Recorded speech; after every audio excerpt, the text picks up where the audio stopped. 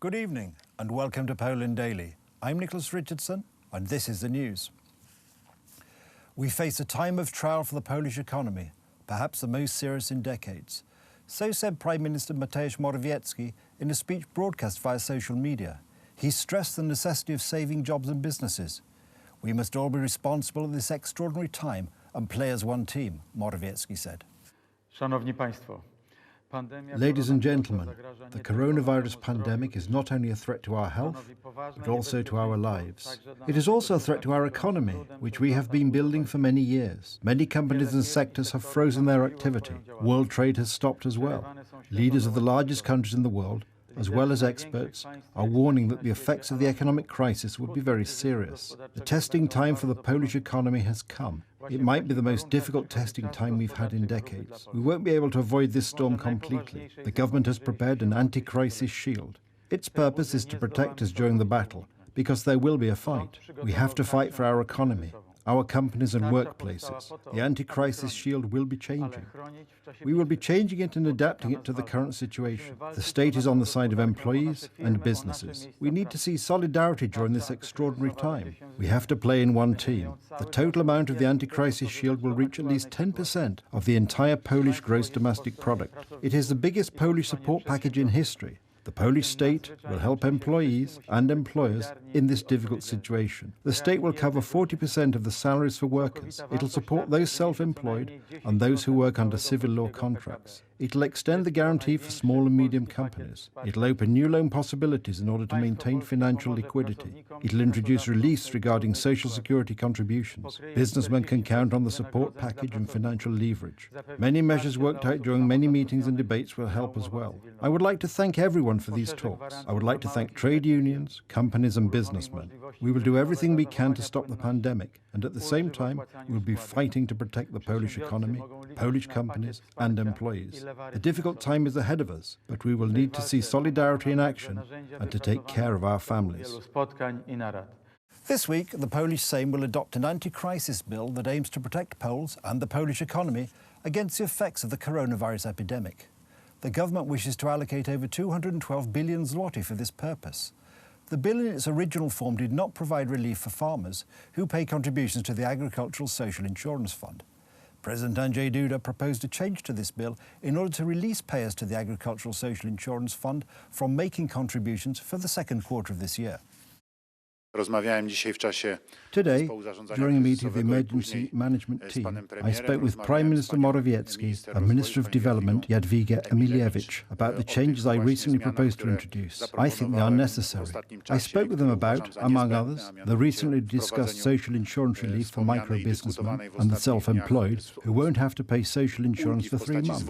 Ladies and gentlemen, it is also a matter of the farmers. We've introduced a change to the bill so that farmers won't have to pay contributions to the Agricultural Social Insurance Fund for 3 months. We've also introduced regulations thanks to which farmers who run family farms will be treated as businessmen who run business activities. So all possible forms of support will apply to the farmers as well. Additionally, I would like to emphasize that farmers whose children go to a kindergarten or an elementary school will be granted a social benefit for parents who have children up to the age of 8. The head of the Ministry of the Interior and Administration, Mariusz Kamiński, has announced that the Polish borders will remain closed until the 13th of April. The borders will not be closed to freight traffic. However, the new restrictions will apply to Poles who cross the border each day to work. We have introduced new restrictions regarding crossing the borders by our citizens who work on the other side of the border on a daily basis. Under the regulation of the Minister of Health, they now have 2 days to stabilise their professional situation. From this Friday, people who cross the Polish border and who work on the other side of the border on a daily basis will be quarantined for 1 week. As I said, these people have 2 days to stabilise their professional situations. They can stay on the other side of the border. They still have time to rent temporary quarters. Maybe their employers will help them with that. We must introduce these restrictions. We can't let people cross our border, especially those who come to Poland from the countries where there is a great number of those infected. 1,031. This is the latest available number of those tested positive for coronavirus in Poland, with 130 new confirmed cases today. To date, 14 people have died from the coronavirus infection. Let's look at how today's figures are presented according to data provided by the Ministry of Health. So far, the Ministry of Health has confirmed 1,031 cases of coronavirus infection. Unfortunately, there are more fatal cases. Today, 4 patients died, which adds up to 14 deaths in total. New cases reported reached 130. The Polish Sejm will meet this Thursday in the Parliament building. This will result in a gathering of over 1,000 people from all over the country and constitute a threat to older people who are more endangered by the coronavirus epidemic. The ruling party and the People's Party and the Left Alliance proposed online voting and partial representation, but this was rejected by opposition from Civic Platform and Konfederacja. Discussions about the form of the meeting started last week and initially all agreed to MPs being present remotely, but later Civic Platform changed tack. Some believe this is due to pure political calculation. Ryszard Terlecki, a deputy speaker of the Sejm and Law and Justice MP, commenting on this turn of events on the website of Polish Radio 24, accused the opposition of gambling with the lives and health of 460 deputies and several hundred employees in their own party interest. Christians around the world are praying for an end to the coronavirus pandemic. This prayer intention was proposed by the Holy Father Pope Francis. In the Shrine of Our Lady in Fatima, the Bishop, Cardinal Antonio Morto, entrusted Portugal and Spain to the Sacred Heart of Jesus and the Immaculate Heart of Mary. This unprecedented act of entrustment was preceded by the Rosary, recited in Portuguese and Spanish.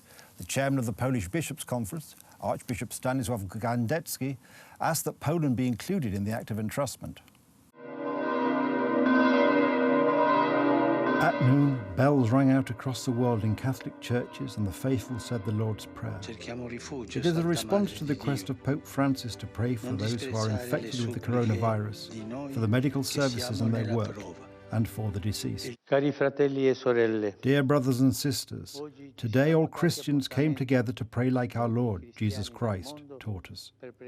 As his children, we address our Father. We do it every day, but today, dear God, we want to ask your mercy for the world, which is suffering so much due to the coronavirus pandemic. We do it together, the Christians of all churches, nations, traditions and cultures. Let us pray for the infected and their families, for the medical services, and those who help them. Bells rang out all over Poland as well, including the Zygmunt bell in Kraków. The Catholic Church today celebrates the Annunciation of the Blessed Virgin Mary. We pray together with other faiths as per the request of the Holy Father Francis, so that the epidemic will stop spreading and the people will stop suffering. We also pray for the families of the victims and medical personnel. COVID-19 is wreaking havoc across the world, with the toughest situation in Europe being in Italy and Spain. For 2 weeks, the daily Angelus prayer has been taking place without the faithful and has been transmitted by the Vatican from St. Peter's Square. In Poland, from today, not more than 5 people, excluding the priests, may attend each Holy Mass. The commemoration of the 80th anniversary of the Katyn massacre and the 10th anniversary of the Smolensk air crash tragedy, which was to have been held on April the 10th and 13th in Smolensk, with the participation of delegations from Poland, will now take place. We were informed by Izabela Staryusz-Skopska, President of the Federation of Katyn Families. Meanwhile, Deputy Prime Minister Jacek Sasin, in an interview with Radio Z, confirmed that the Polish government delegation, led by Prime Minister Mateusz Morawiecki, will take part in the commemorations in Smolensk on 10th April. Yesterday, I received a letter from Minister Gliński, dated March 24th, which is yesterday, with information that the trips of Katyn families have been cancelled this year. I did forward that letter to the Katyn families, our members. In the present situation, we are forced to limit the number of members of that delegation. We cannot expose those people, members of the delegation.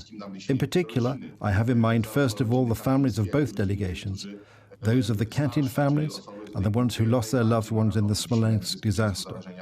In today's situation, when very often they are seniors, meaning that they are in the most vulnerable age bracket to become ill from the coronavirus, we cannot expose them to this danger and be responsible for endangering their lives. For these reasons, this will be just the official government delegation. It will include the Prime Minister, members of Parliament, heads of all parliamentary caucuses, Altogether about 50 people. To będzie delegacja chyba niespełna 50-osobowa z tego, co Ilu, How many? przepraszam? About 50. 50 osób. A czy Is Chairman Kaczynski going to be part of the delegation? Według tej wiedzy, którą mam, chociaż zastrzeżę... I'm not sure. From what I have heard from various talks, this is the desire of the Chairman Kaczynski. Taki był zamiar pana prezesa.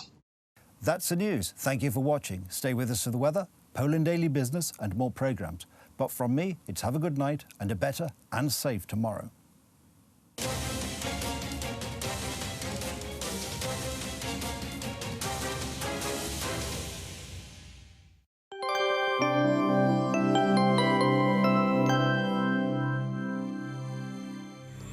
Welcome to Poland Daily Weather. Let's take a look at the forecast for tonight. Clear skies in the whole country. The temperature will range from -5 degrees in Olsztyn to -1 degree in Gdańsk. Pressure will be still high. Wind will be gusty. And now over to tomorrow. Sunny weather across the country. The most sunlight on the northwest. In the rest of the country, a little overcast sky is expected. Temperature will rise. The highest will be 10 degrees in Szczecin, Warszawa and Rzeszów. Let's see the forecast for the following 3 days. Friday will bring us little higher temperatures ranging from 12 to 14 degrees on the southeast. On Saturday, temperature will still rise to 17 degrees. Pressure will fall. Sunday will bring us more rainfalls and temperatures ranging from 13 to 18 degrees. Thank you for watching and goodbye.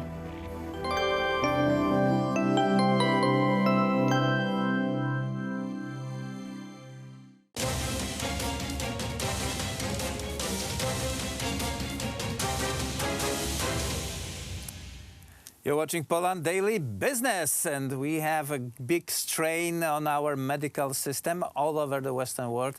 There is a lack of face mask, protective garment, and basic equipment such as ventilators. And recent news from Poland is that life-saving 3D printed ventilator is being designed, and this project is available as an open source. Member of the team, Mr. Szymon Chrupczewski, is our guest. Sir, welcome to the show. Good morning. Can you tell us how did you and your team came up to the idea that this particular shortage of ventilators can be solved by the 3D printing? Well, a couple of days ago, we've read that in Italy, which is a developed country with the wonderful hospitals, and they ran out of the ventilators for the patients, and that was quite shocking. And we started to thought, what will happen if the pandemic will come to India, for example, or Africa, or South America? There will be an enormous amount of people who will need treatment, a specialized treatment, and absolutely there will be no medical devices. So we came up with the idea, can we design a ventilator such simple that could be made anywhere in the world locally, and that will make no harm to the patient and could help. So that's the product Ventilate, which is an open source ventilator, and it's also a question for the community, and our great request for the community to help us to develop that product, to have contact with the medical staff, with the engineers, with the specialists, to develop further the next prototypes and to certificate them. So you are the unveiling of the project is it's really hours from this time. This happened yesterday. So please tell us at what stage you are at the moment. Well, we've tested the first prototypes, and yes, they work. Yes, the technical parameters, technical requirements are met with this project. But in this week and 2-3 days, we'll have the next prototype, which will test and the professional equipment, the usage of professional equipment in the hospital in Poland. So, and depending on the outcome, we leave the guidance to the community, what should be made next, what changes in design should we make, how can we cooperate with very similar initiatives in Poland and also in Europe to design the proper product. Mm-hmm. Because the files are already available. Those who want to take a part can log into your website and take the files. The files are constantly changing. We are developing and trying to make it more available to the community. Well, we are asking the professional engineers to download, to change, to verify, but not to print. It's too early. It's not the stage for producing it. So now we are developing. Okay.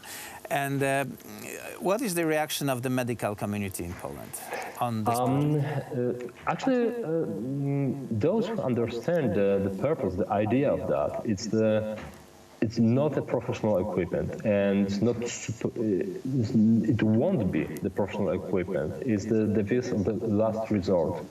When there's no professional equipment in the remote areas, yes, probably that'll be the last resort equipment that can save a human life.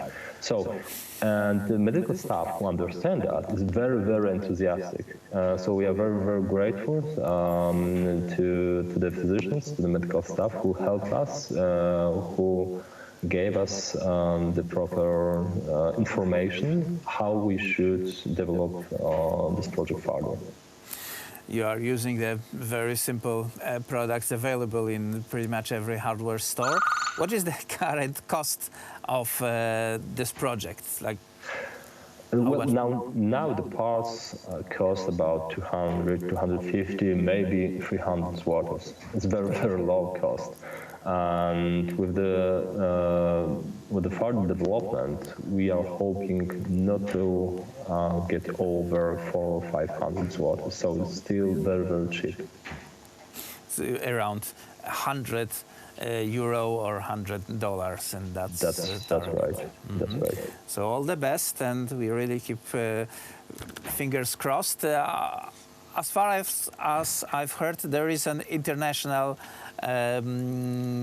response to your project. Yes, we didn't expect the international response, but we are very grateful. So that means that more people will be involved, more people with the proper knowledge and the technical skills who could help to develop this project. Yeah, we see that phones are ringing you constantly, so you are probably very busy. Sorry for that. I cannot turn it off. No. Of course, I mean Yeah. This is an important project, and you are busy and needed elsewhere. But meanwhile, thank you very much for participating in Poland Daily Business Show, Mr. Krupalski, who was designer of the ventilator. Sir, thank you. Thank you very much. And that was it for Poland Daily Business tonight.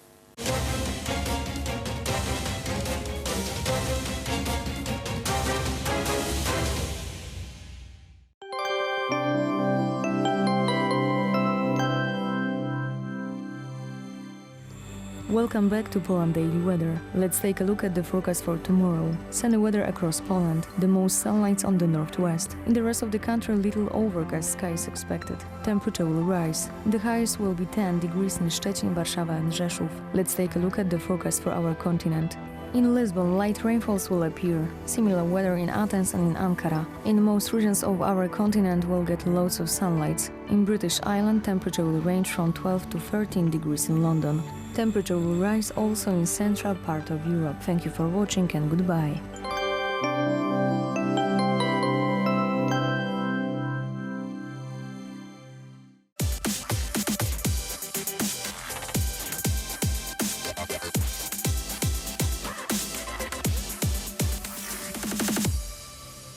Good day, everyone. My name is Maria Kądzielska, and you are watching Poland Daily Culture. Since the times of epidemic recalls in us many metaphysical questions, we will talk today about the greatest Polish philosophers of 20th century. With me in the studio is Marek Kądzielski, former student of Professor Bogusław Wolniewicz and a Polish philosopher. Thank you for having the courage to be with us. Hello everyone, and thank you for inviting me to your program. Fever, sore throat, problem with breathing? Fortunately nothing like this, but it's worthwhile remembering that last plague in Europe resulted in a very outstanding literary output, which is Decameron by Boccaccio, so we should rather think in these categories that we can bring something fruitful to this world thanks to epidemic. But still it is a cause to think in metaphysical in the times of plague. Since we are talking about Polish philosophy in the 20th century, and you are a former student of Professor Bogusław Wolniewicz, who was an incredible mind and who influenced many, but let's come back in history and ask ourselves the question, how he was formed intellectually. And he was a student of Henryk Elzenberg, who is also a Polish philosopher. And what we can say about Elzenberg is that he was an individualist in philosophical thought. We cannot really put him in any school or make him a member of any school. He created his own school, but he, as a student in Paris, he was listening to lectures of Henri Bergson at the Collège de France in Paris during his times of studies. So he was influenced by this part of philosophical schooling of Bergson. And just for our viewers to put them in the frames of times, Henryk Elzenberg lived between 1881 to 1967. So that's how part of the most important works was done in the 20th century, and he could influence other 20th century thinkers in Poland. But who Henryk Elzenberg was when it comes to thinking? Elzenberg was the master of Wolniewicz. He was professor of philosophy. He was a very well-educated person. He was educated in France. He studied with Henri Bergson, with Lévi-Bril in Collège de France. He was fascinated by French literature, but eventually he turned into philosophy. He was very deeply interested in Leibniz, probably the most genius philosophical mind in the history of the world. Oh, you insulting Plato right now, and Aristotle and Kant. So I'm sorry. I'm not insulting other geniuses by no means, but still.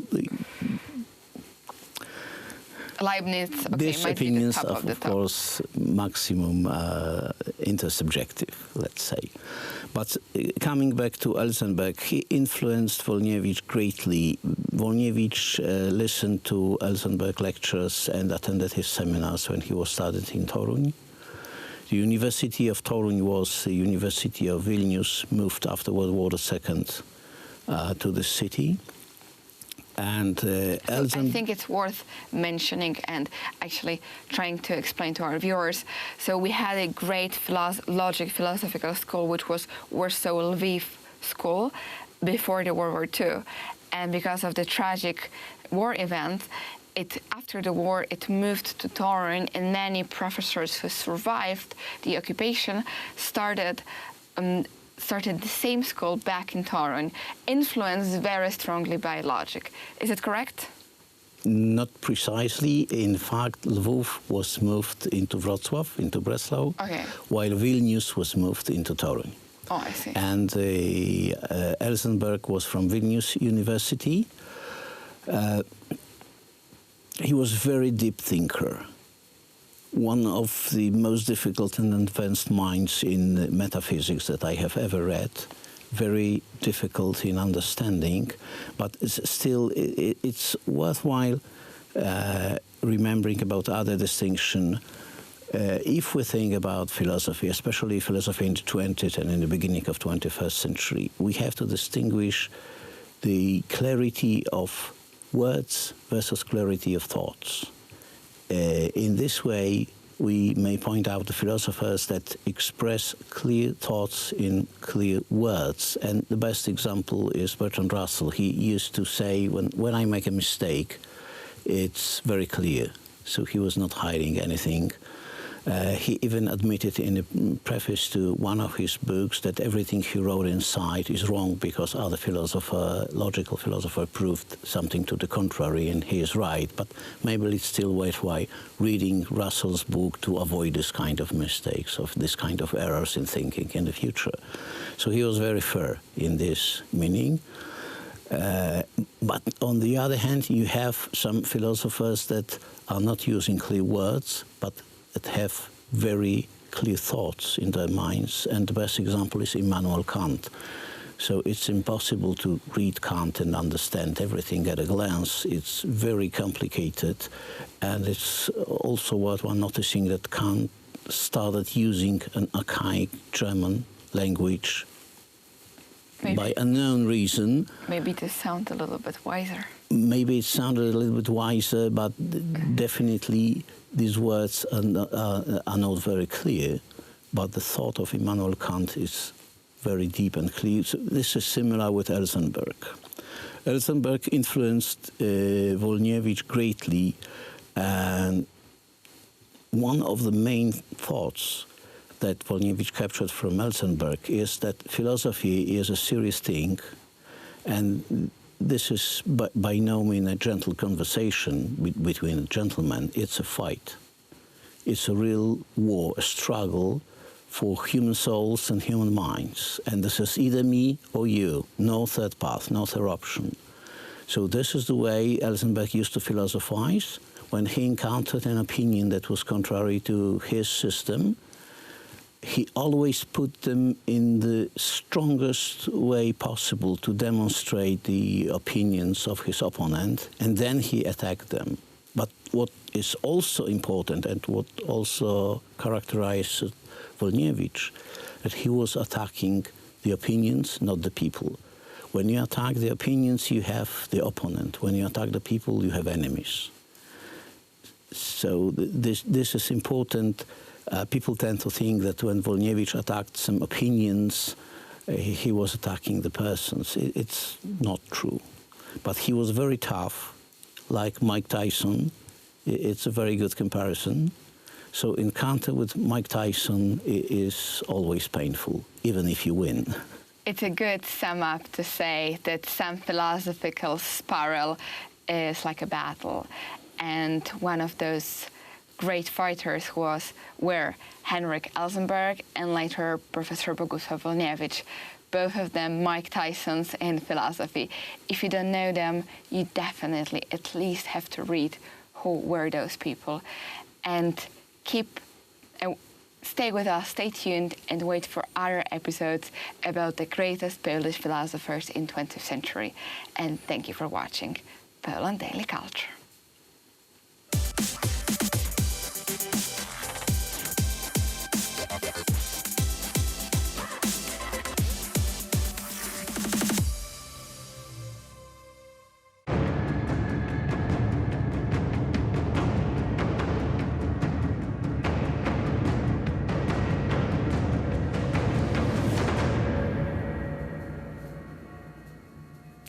Welcome to Poland Daily History with me, Nicholas Richardson. And to delve into the fascinating facts of Polish history, I'm joined once more in the studio by Professor Krzysztof Jabłonka. Professor, if we can now leap back to the end of the 15th, early part of the 16th century, and talk about Mikołaj Copernicus, Nicholas Copernicus as he's known to the rest of the world, how would you summarize his major achievement?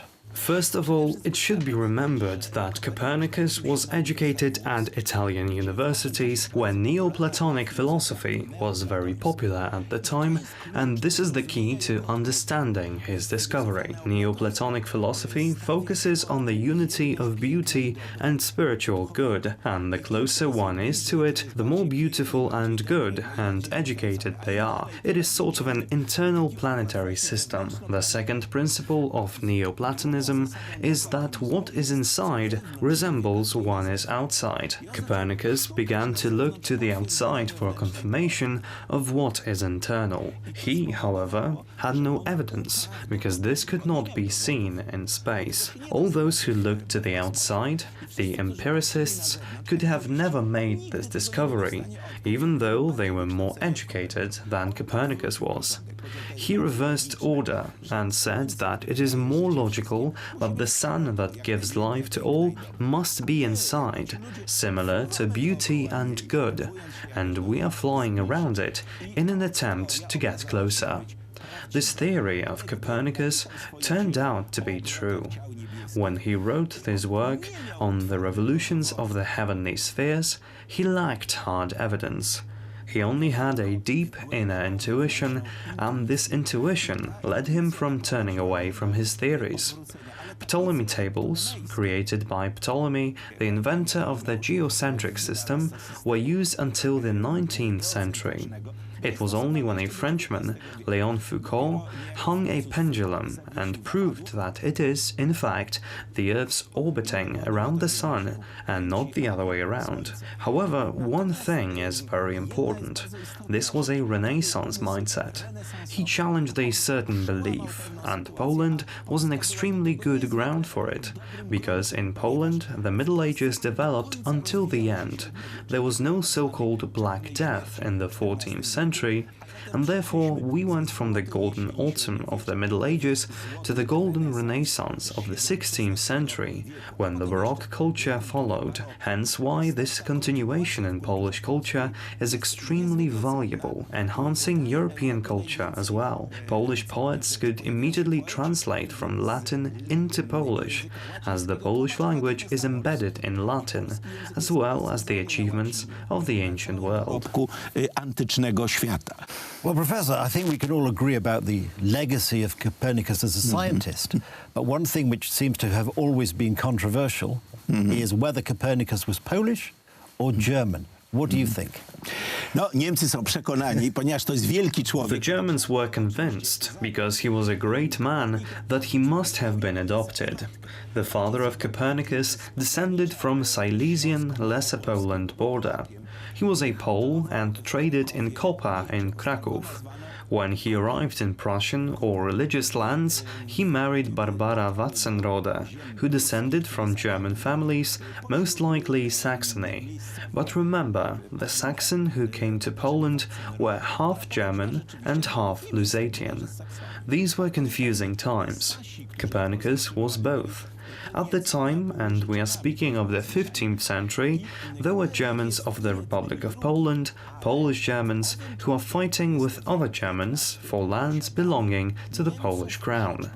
Copernicus's uncle, his mother's brother, belonged to such a people, defending Warmia, as well as Olsztyn, alongside Copernicus against the Teutonic Knights. The Teutonic Knights were the enemies of these inhabitants of Prussia. It can be said about Copernicus that no matter his ethnicity, he was a true citizen of the Polish crown, and he felt that way. When he was dying at Frombork, he made such a confession himself. He died in Poland, and he was Polish. During the war, the Germans protected a beautiful statue of Nicholas Copernicus, created by Bertel Thorvaldsen, which stands in front of the Academy of Sciences in Warsaw. The Germans, however, hung a plaque on the statue which stated that the man was German. The Poles revolted and simply pulled down this plaque.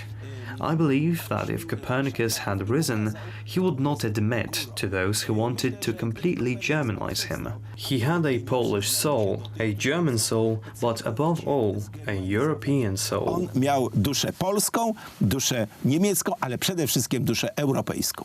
Unfortunately, that's all we've got time for on this episode, so it remains for me to say thank you, Professor. Thank you. And thank you for watching, and do join us again on Poland Daily History.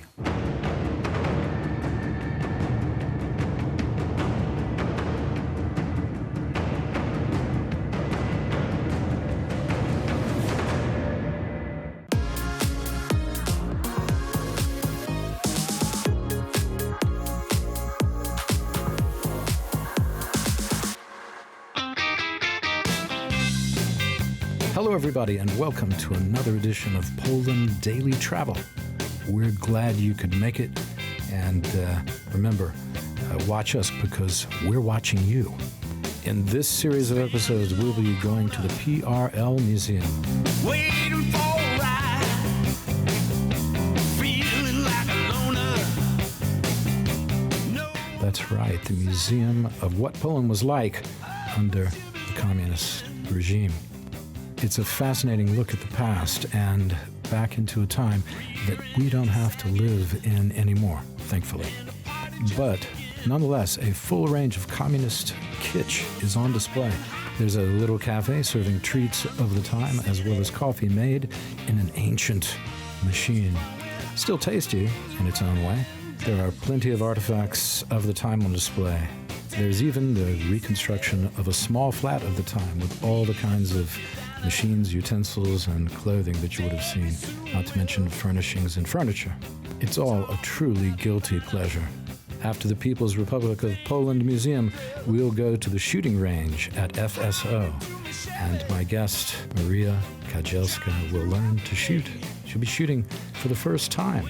This is the safest and most popular shooting range in Poland, where all the major competitions are held. And it's located in the old FSO factory. So stay tuned for thrills and spills on the next series of episodes of Poland Daily Travel. I'm Will Richardson. Thanks for watching. Hello, everybody, and welcome back to another exciting edition of Poland Daily Travel. And boy, we've got excitement for you in spades. We're at the FSO shooting range outside of the center of Warsaw, and this is the old FSO factory. You can hear somebody behind me having a little target practice. These are not for snow. For those of you who shoot, you know what those are. This is to muffle the sound, and we'll be putting those on in a little bit.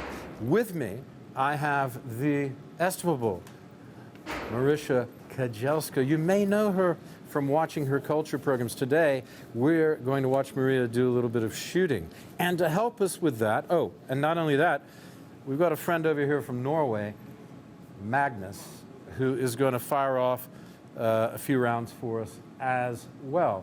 So wait for that. Hang on, it's all action here. We got an instructor standing behind the camera in the door watching it all, so everything is safe, not to worry. And right here we have another friend of ours. This is Jarek. Jarek, what can you tell us about the shooting range here? This is extremely interesting shooting range because it's located in the industrial area. Here was the old car manufacturer. Yeah. FSO, it means Fabryka Samochodów Osobowych. It means manufacturer of cars.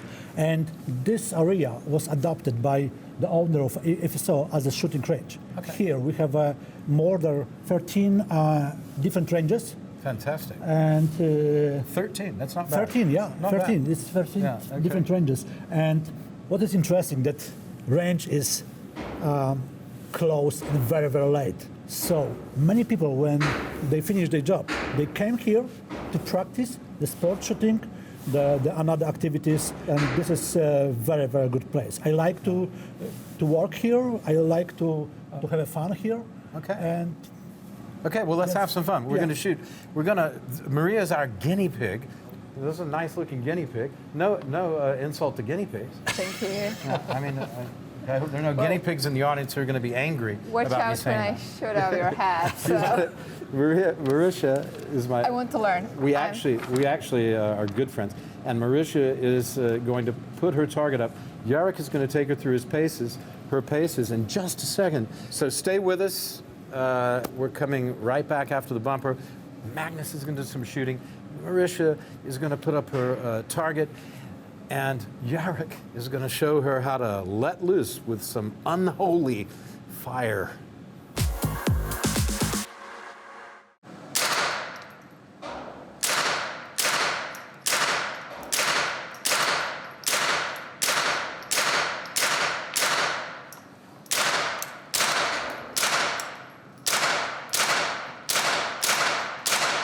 Good shooting, Magnus. Thanks. Well done. Check your chamber. Anything in the chamber?